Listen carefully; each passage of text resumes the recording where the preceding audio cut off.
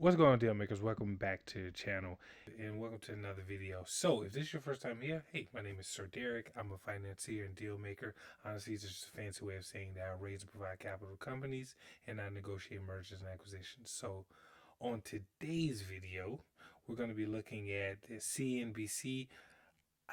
I love CNBC. This right here is a guilty pleasure for me because they really be getting into some interesting stuff and everything. For those who caught the last video with the super line, Saint Vanity clothing line, definitely go check that out. Definitely go check that video out.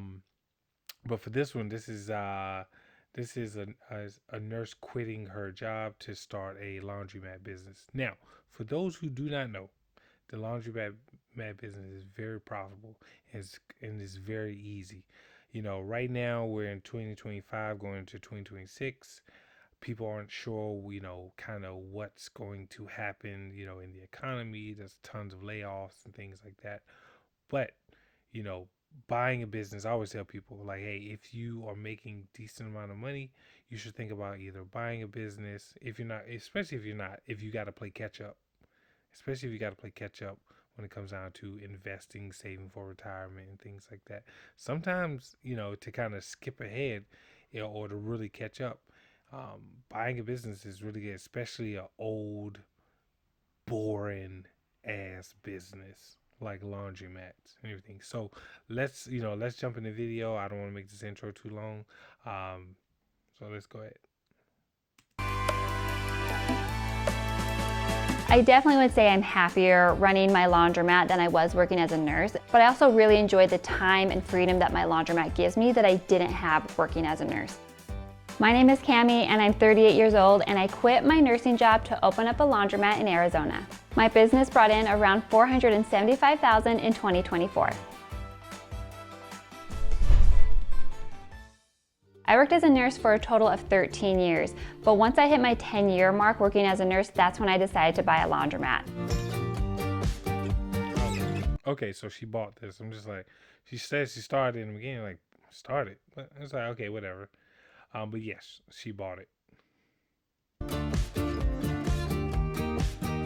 It was the year 2020 when I really started looking to buy a business because I liked what I did, but I think I was ready for a change. And I also didn't want to go back to school and get more education. And so I knew really my only way out of working would be to own a business. So fresh and so clean. I definitely think COVID and working as a nurse during that time definitely influenced me in wanting to leave healthcare and look for a business, because that year, I think we all know, is a really hard year, especially in healthcare. So I think COVID really pushed me to leave healthcare faster. Otherwise, I probably would have stayed a lot longer than I actually did. Before buying my laundromat, I was actually looking at mobile home parks as well as storage units. I was actually under escrow for a mobile home park at one point, but luckily it fell through because after it fell through about 3 weeks is when I saw my laundromat get listed. Back in 2020, laundromats weren't really talked about, and so when I saw it listed, I was very unsure of the business and didn't know very much about it. But luckily, I had a friend who I had brought up this laundromat deal to him, and he said that he happened to have an uncle that owned 2 of them. And so I called this old man randomly the next day and asked him a few questions about the laundromat, and he looked at the numbers with me. And he said something that I will never forget. He said, if I could go back in time, I would never go to college, I would never get my master's degree. He's like, all I would do is buy laundromats because laundromats scream money.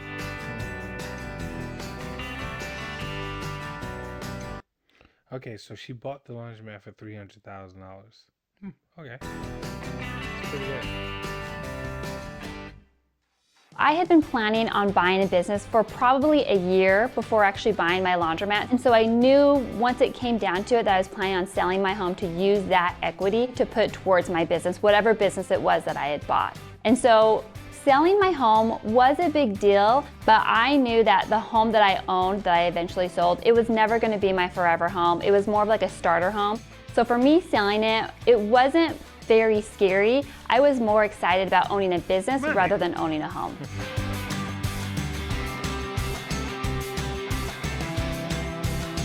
So I sold my home for $310,000. it wasn't a fully paid off home. So I took home $150,000 of that $310, paid off what was left on that loan, and then put that $150 towards the down payment of my laundromat. But I also had money saved, so I put the rest of the $50,000 towards that down payment to purchase the laundromat. So we seller financed the remaining $100,000 with a 6% interest rate over the next 2 years. I was wondering for a second. I was a little worried. And for those who don't really understand, now of course seller financing, creative finance has become more in the mainstream these past couple of years. Everything, but yes, most businesses sell on some type of seller finance. I know for me, whenever I negotiate deals or whenever I even buy companies myself, hey, I'm gonna need some type of seller note. I go for 15 to anywhere from 15 to 50% in in the seller note. Everything seller note is seller financing is very powerful and everything. Now for me, I'm a terms guy. I don't really care about the price per se, and in the sense of if you've been selling a business for, let's say, $500,000 or $1,000,000, whatever it is, right? And you've had it for sale for a long time, and it's clearly you're not going to get that price. I don't mind giving you that price, right? So long as I can get the terms. And you might have to hold 25% note or 30% note or something like that. So seller financing is a very powerful tool if you know how to use it. But also, to be frank here, creative financing and seller financing isn't for every situation, but it's for the vast majority of the situations. So when I bought my laundromat, the plan wasn't to ever leave nursing. It was more of I would just go down more in part-time at the hospital and work on my business more.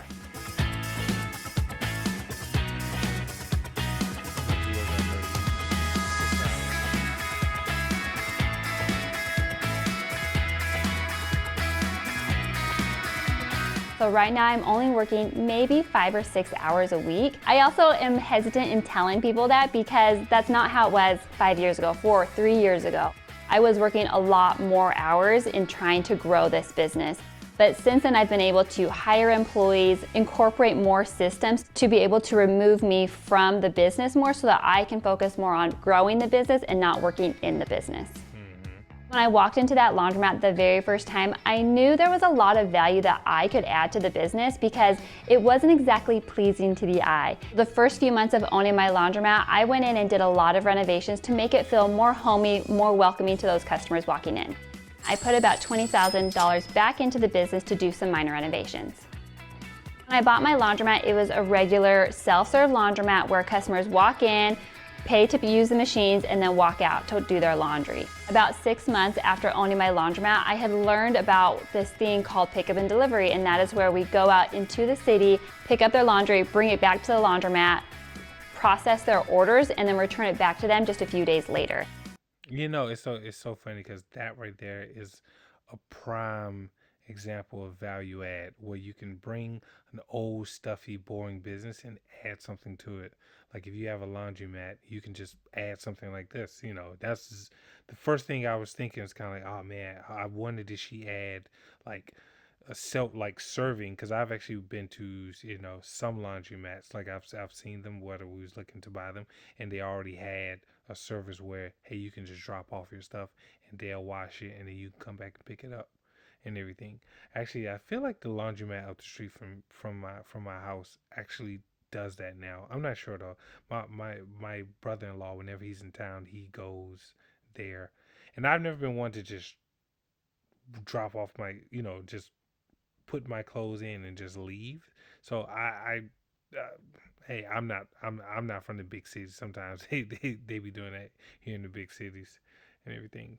So that right there is a very good. That probably added so much money to the bottom line. I added the pickup and delivery service in April of 2021.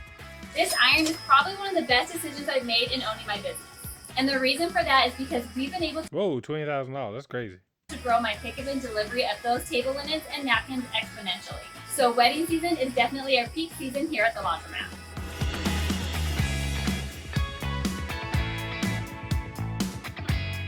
right now we're walking behind the dryers and we're gonna access behind the kiosk to collect the money.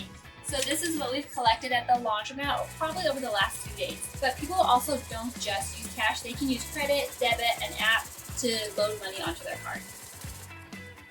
And then I have this very old school soap vending machine, which it does still take quarters. So once I have the new machine replaced it, then I will be completely quarter free. Quarter free now. That takes some quarters.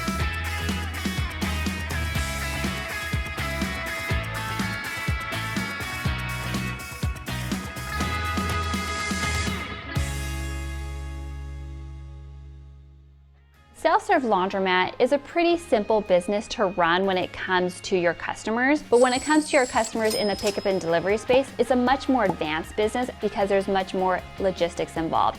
And so learning that and understanding the balance of Yes, see, pickup delivery, that is a huge part of her business. Jesus Christ. I actually thought it would have been closer to like 50%. It seems like it's closer to like 60% over business. Huh. Pretty interesting. staffing and poundage of laundry and making sure they're balanced and making Now I'm trying to figure out, did she overpay for the laundromat? I mean, of course she didn't, but I wonder what the sellers are like actual take home was and everything, because I'm sure not much has changed. I'm sure it's more self-service traffic than it was, but maybe not. I don't know. sure that everything gets returned on time. There's a lot of moving parts in that business, so it took me a little bit to learn that. Whatever I make on the laundromat, I take a small percentage that I plan on putting back into the laundromat. For the rest is what I used to take to live off of. Small percentage that I plan on putting back into the laundromat. All right. So yeah, total revenues 475, payroll. Okay. Now I wonder, she's probably asked herself to the payroll as well for something, and everything. Okay, rent. Okay. I mean, rent's not bad. Utilities not bad. Yeah, everything. I mean, the vehicle, of course, is going to be expensive. Everything. That's pretty good. That's pretty good. Now her net earnings, her cash and cash returns is actually really, really good. For the rest is what I used to take to live off of.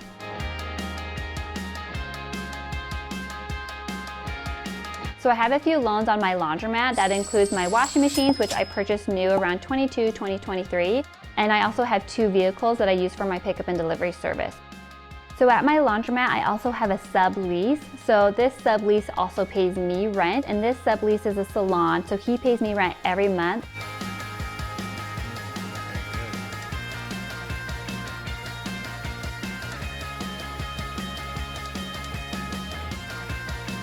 So within just my laundromat for the year 2024, I paid myself $66,000.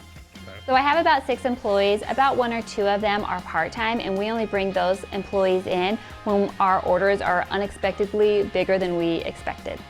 I mean, that's good. So $66,000. So she bought the business for I think 310 is what it was. I mean, to make $66,000. I mean, she's invested more money into the business. Of course, she has a seller note that she's paying. Who knows how that structure is and everything. So I mean, that's pretty good for, I guess, would be 5 hours a week of work and everything. And then she's probably gonna roll that over. And then she has money that's probably just sitting in the bank, like cash on hand, that she could actually go out there and buy another laundromat probably in the next year or 2. I mean, right now would probably be the best time for her to go out there and start buying up more laundromats in the area. I feel like the biggest learning curve I learned as owning a laundromat was learning how to be a leader. Because when I worked as a nurse, I had always been an employee. I always had a boss, a manager. And so when it switched for me and I became the boss, I became the manager, I became the one that called the shots, it was definitely a different transition for me. I decided to post on social media about my laundromat in July of 2024. Posting on TikTok is where I primarily started, and my TikTok did really well, and I first started getting paid in October of 2024. It wasn't until December where I started focusing more on Instagram as well. So as of February of 2025 is when I hit my very first month of making more money from social media than my laundromat. And since then, it's continued to stay the same. Yeah, good for her.